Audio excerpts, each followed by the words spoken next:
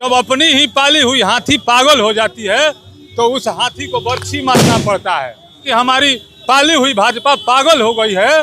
तो हम लोगों ने बांकीपुर में उसको लोकतांत्रिक बर्छी मारने के लिए गए थे। विपक्ष से ये कहना है कि जवाब देने की करो तैयारी, आ गए हैं डिग्रीधारी। न धोती न नाच गान न गमछा चला। आ जाके देखिए प्रशांत जी के सामने एक भी न भाजपा का चमचा चला। मतलब चमचा लोग थे अभी भी हैं। ऐसा नहीं है कि हम लोग जन स्वराज का जो सदस्यता है लिए हैं, लेकिन हम लोग प्रशांत किशोर से मिलने गए हुए थे तो उनसे जो बातें हुई भ्रष्टाचार के खिलाफ, जनता ने तानाशाही को खत्म करने के लिए बांकीपुर में वोट किया है प्रशांत जी को।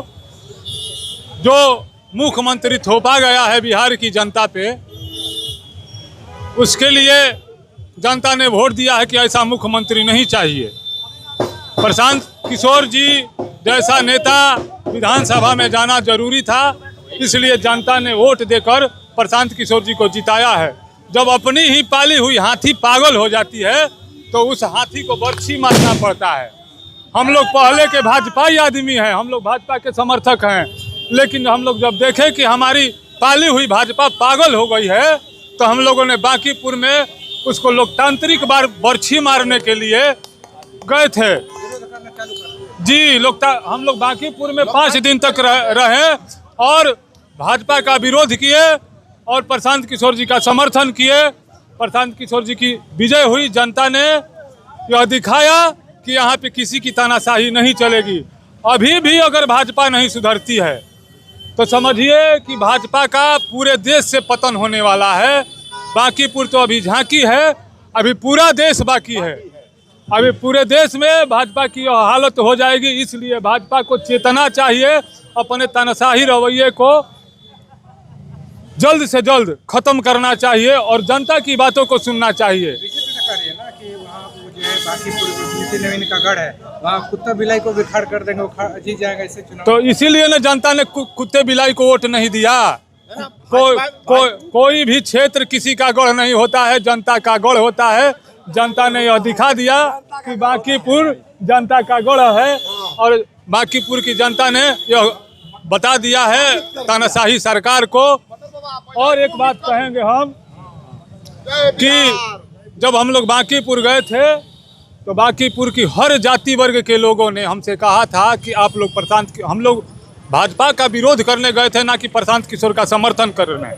लेकिन बांकीपुर के हर जाति वर्ग के लोगों ने कहा कि प्रशांत किशोर जी का ही आप लोग समर्थन करिए। तो हम लोग प्रशांत किशोर जी का समर्थन कर रहे थे।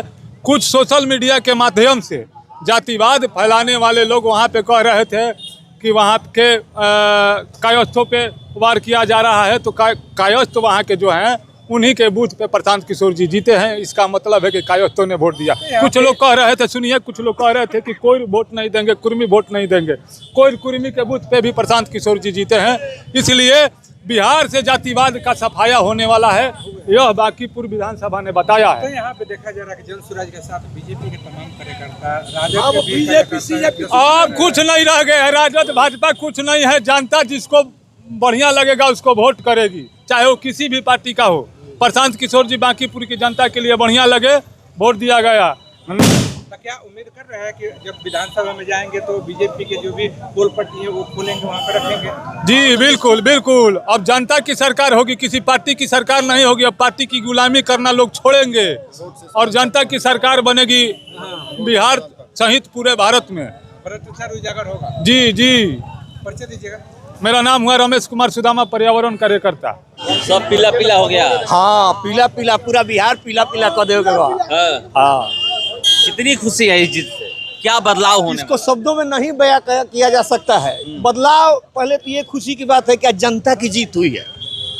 ऐसा हो सकता है कि हाँ, जनता भी जीत सकती है। हमने तो सोचा ही नहीं था, नहीं तो बहुत सारे ड्रामे हैं, ईवीएम मूव है, तो आज कोई रोना नहीं होगा। यहाँ साबित हुआ है कि हाँ, जनता जीत सकती। तो जनता की जीत आप मान रहे हैं? हाँ, ये जनता की जीत। पढ़े लिखे की आप लोग बात कर रहे हैं कि एक व्यक्ति जा रहे हैं, पढ़ा लिखा ही आदमी नहीं अपना नेता बढ़िया चुन सकता है। जिस इंसान की चेतना जागृत हो, चेतना का जगना पढ़ाई लिखाई से भी नहीं। ऐसे भी आदमी हैं जो मान चुके हैं कि ये लोग विकास क्या कर सकते हैं, क्योंकि जो इन लोगों का चलाने का प्रक्रिया है वो एक्सट्रीमली लेवल पे आ चुकी है। आज 15 साल से ऊपर इन लोगों को राज करते हुए यहाँ हो गया। क्या बदलाव है आप भी देख रहे हैं, आप तो बहुत ज्यादा देख रहे हैं, गली गली में जाते हैं। तो प्रशांत किशोर से कितना बदलाव होगा, क्या बदलाव होगा विधानसभा में, सदन के अंदर? एक उम्मीद है इस आदमी के साथ कि हाँ ये बंदा कुछ बदल सकता है। पढ़ाई लिखाई पे आप लोग बात करते हैं, प्रशांत किशोर खास करके पढ़ाई लिखाई पे बात करते हैं। हाँ, शिक्षा पे बहुत ज्यादा, शिक्षा जानते हैं ना, मुख्यमंत्री ने इतना पढ़े नहीं है, ये इतना पढ़े नहीं है। हमारे आने वाले भविष्य की जो दशा है वो शिक्षा तय करती है कि हमारा आने वाले भविष्य क्या होगा, किस टाइप का होगा, कि हम यहीं उलझे रहेंगे या हम चांद तक जाना आना संभव करेंगे। अरे लोग कह रहे हैं डिग्रीधारी अब आ गए हैं। हाँ, यही तो हम बता रहे हैं कि मैंने विपक्ष से ये कहना है कि जवाब देने की करो तैयारी, आ गए हैं डिग्रीधारी। पवन सिंह, मनोज तिवारी, हर कोई चुनाव प्रचार किया। कर कितना किया, बोल रहे हैं न धोती न नाच गान न गमछा चला। आ जाके देखिए प्रशांत जी के सामने एक भी न भाजपा का चमचा चला। मतलब चमचा लोग थे। देखिए वो कंपनी है जिस टाइप से आज के डेट में चला रहे हैं वो लोग, एक कारपोरेट कहा जाएगा। वो तो जीत का कुछ खुशी है। तो मतलब इस जीत से अब ये माना जाए कि अब लोग जाति पाति से ऊपर उठ करके वोट करेंगे और आगे ये बदलाव दिखेगा। ये तो सामने दिख रहा है। ये जो जीत है ये जाति पाति से ऊपर की है, भाईचारे की जीत है, आपसी भाईचारे की जीत है। लोकतंत्र की जीत। हाँ, लोकतंत्र की जीत है। ये नहीं कहूँगा कि इसने नहीं दिया, उसने, किसने नहीं दी। सबने दिया। हाँ पर्चे दे दिए। हाँ, अब कुछ लोग जो पर्सनली लाभान्वित हैं या तथाकथित खुद को कट्टर कहते हैं वो हैं साथ में हैं। पर्चे दे दीजिए। हमारा रिंकू ओझा नाम है, जनसुराज के कार्यकर्ता हैं।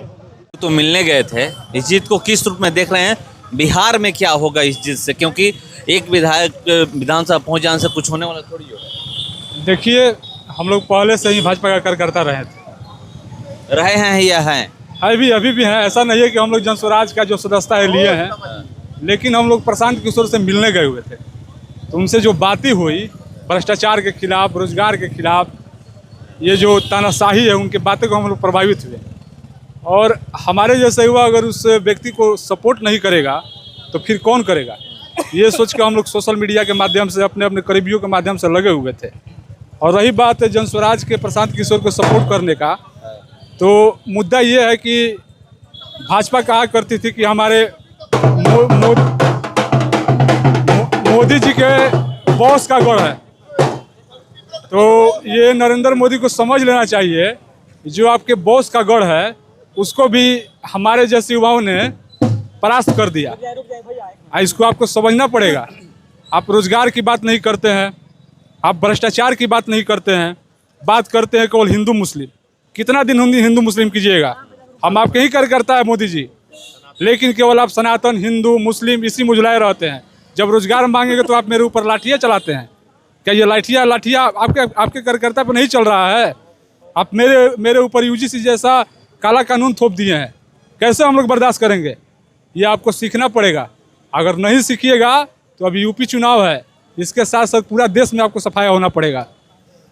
तो देखिए क्या 35 साल का किला ढहा, किला 35 साल का हो चाहे 50 साल का हो चाहे 70 साल, जब जनता का दिमाग में आ गया कि भाई आप यूजीसी लागू करेंगे, ऊपर से थोप देंगे सम्राट चौधरी को, यही होगा। प्रशांत किशोर ऑन रोड कहा करते थे, अब सदन में कहेंगे 8 अपराध करने वाले को आप मुख्यमंत्री बना दीजिएगा।